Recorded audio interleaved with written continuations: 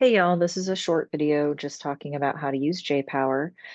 So here I am in Jamovi. You don't need to have a data set that's open for this. You can just use the default new data set that Jamovi gives you or the new spreadsheet. And so I'm going to go to modules, and over here, when I click on modules, I can go to Jamovi library. And for me, it's going to show up with jpower here. It probably will for you too, but if it doesn't, you can just go ahead and in the search bar, say jpower, and then go to install. Now, I typically won't use this in class for more advanced designs because it only has the analysis capabilities for t-tests. So when you click into it, we can choose to do a power analysis for an independent samples t-test, paired samples, or a one sample. So I'll go ahead and pull up the independent samples just as an example. And what you can choose between is you can have it calculate either the group that you need, the group size. You can calculate the power.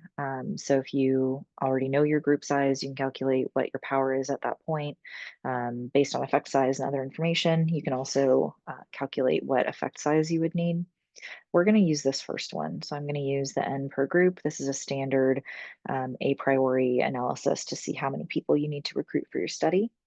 Now, you can see in this window here that there's a lot of information, and this is certainly helpful, but sometimes I will take away that explanatory text and that power contour plot so that I can just kind of focus on the details here.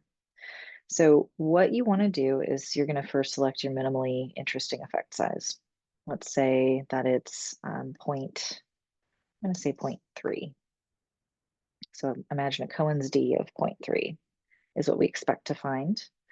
And then typically the minimum desired power is 80%. So I'm going to put 0.8.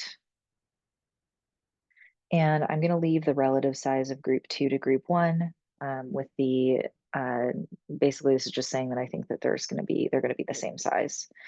And then I'm going to leave my alpha as 0.05, and I'm going to make it one-tailed. And you'll see that the number of people I need for the sample has decreased with going to a one-tailed test.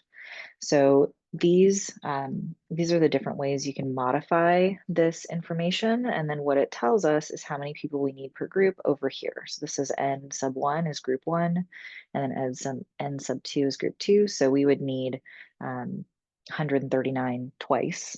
So for each group in the analysis to have 80% power if we're expecting an effect size of 0.3. Now, you can also just modify that. Let's say that we actually are expecting an effect size of 0.8.